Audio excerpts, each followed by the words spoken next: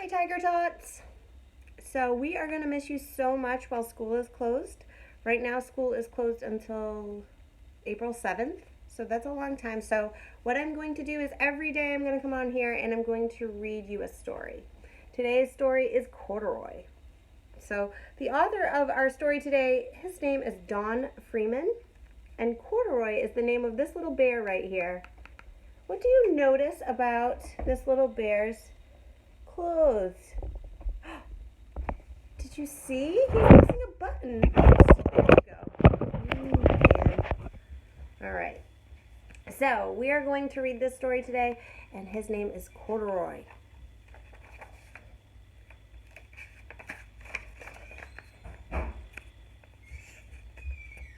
There's the front page, and it says stories and pictures are by Don Freeman. So he's our author, and thank you, Riley. Riley just brought me this little guy. Does he look familiar? It's Corduroy. So he can sit right here with me while we read this story. Thanks, Riley. That was a good idea, wasn't it? All right, so Corduroy. Written, and all these pictures were drawn by Don Freeman, too. Okay, so here we go. Corduroy is a bear who once lived in the toy department of a big store. Day after day, he waited with all the other animals and dolls for somebody to come along and take him home. Look at all of those animals. We have a giraffe and a doll and a bunny and a clown. And there's Corduroy in the middle. He's just waiting for somebody to take him home.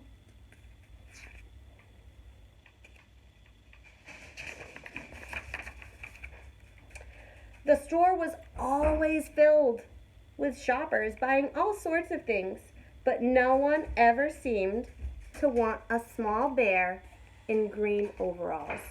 Look how many shoppers are there. But none of them want Corduroy. So sad. Then one morning, a little girl stopped, and she looked straight into Corduroy's big, bright eyes. "Oh, Mommy," she said, "look, there is the very bear that I've always wanted." "Not today, dear," her mother sighed. "I've spent too much money already. Besides, he doesn't look new. He's lost a button to one of his shoulder straps." Oh my, I wonder if Corduroy knows he's missing a button.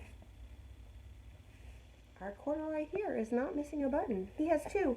Look, 1, 2. He's a very lucky Corduroy. I wonder if at the end of the story, Corduroy will have 2 buttons. Let's see.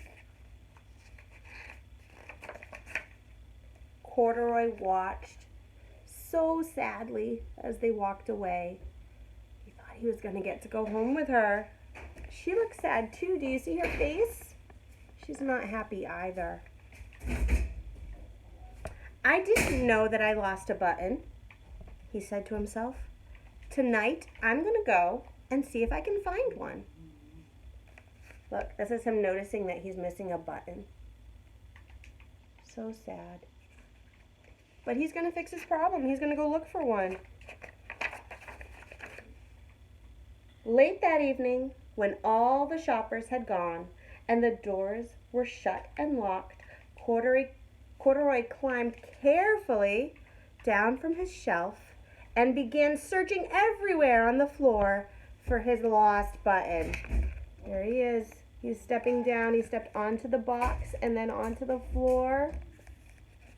And then he started looking on the floor. What is this? Have you ever ridden on one of those? It's called an escalator, and it's stairs that move.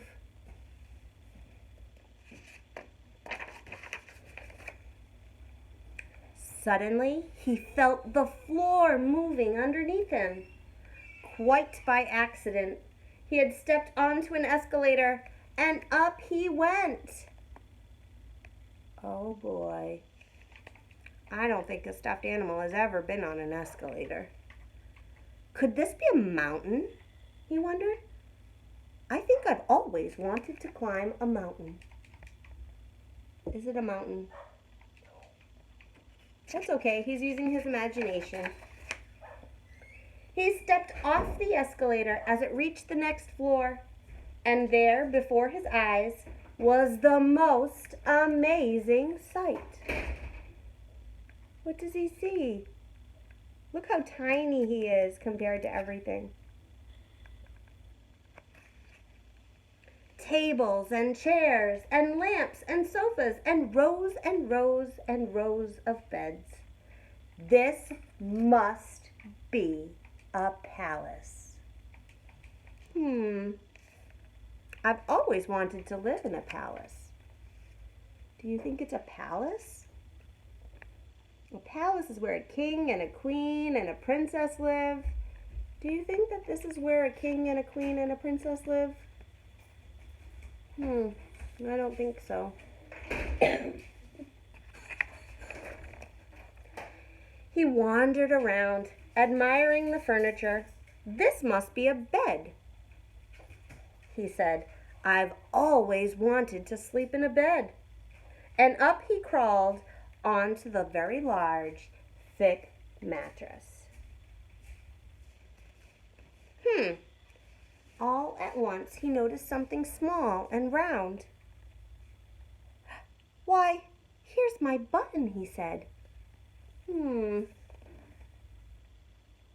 But like all the other buttons on the mattress, it was tied down really, really tight. See him? He's trying to pull it. He's pulling really, really hard. I wonder what's gonna happen. He yanked and pulled with both paws until pop! Off came the button, and off of the mattress Corduroy flew.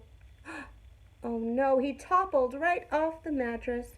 Here's the button, flying through the air.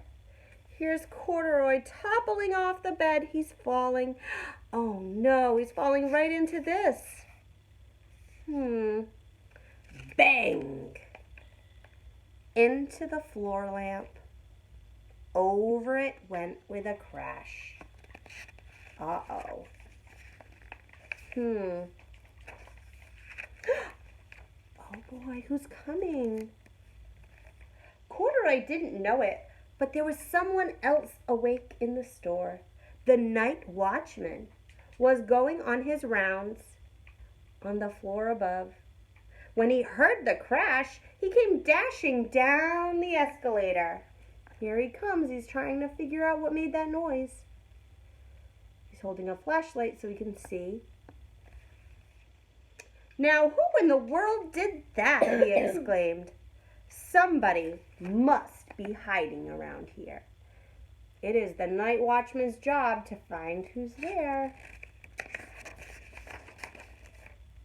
He flashed his light under and over the sofas and the beds until he came to the biggest bed of all.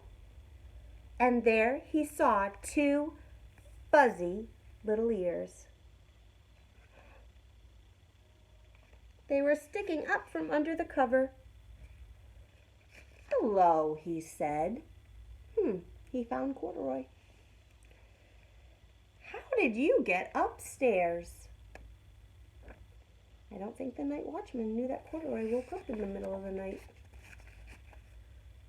The watchman tucked Corduroy under his arm, just like this, and he carried him back downstairs, all the way down on the escalator. And he set him on the shelf in the toy department with all the other animals and dolls. He's back. Here's the clown, and the rabbit, and the doll, and there's Corduroy. Corduroy was just waking up. What do you see? When the first customers came into the store in the morning, and there, looking at him with a wide, warm smile, was the little girl he saw the day before. She came back. I'm Lisa, she said. And you're going to be my very own bear. Last night I counted what I've saved in my piggy bank, and my mother said I could bring you home.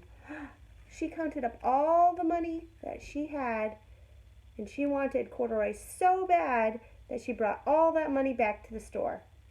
And now she's going to bring corduroy home. Here she is. She's paying the lady that works at the store. See her wallet? She's going to take her money out of there, and she's going to pay for corduroy. "Shall I put him in a box for you?" said the sales lady. "Oh, no, thank you," said Lisa, and she carried corduroy home in her arms. She ran all the way up 4 flights of stairs. That's a lot of stairs. Into her family's apartment and straight into her own room. There she is running with him in her hands. She has gloves on. She has her shoes. She's running upstairs. Should you run upstairs? I think you should walk safely. She's very excited, though. Corduroy blinked. That means he opened his eyes, and he closed his eyes, and he opened them back up. Can you blink?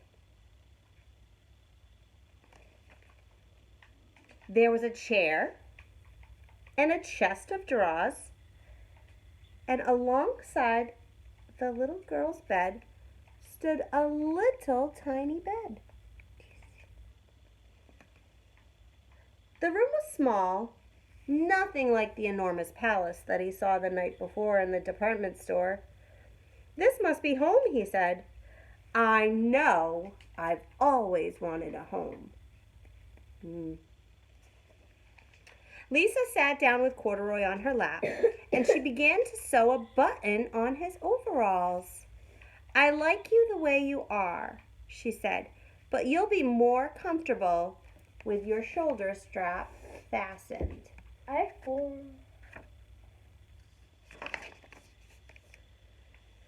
"You must be a friend," said corduroy. "I've always wanted a friend."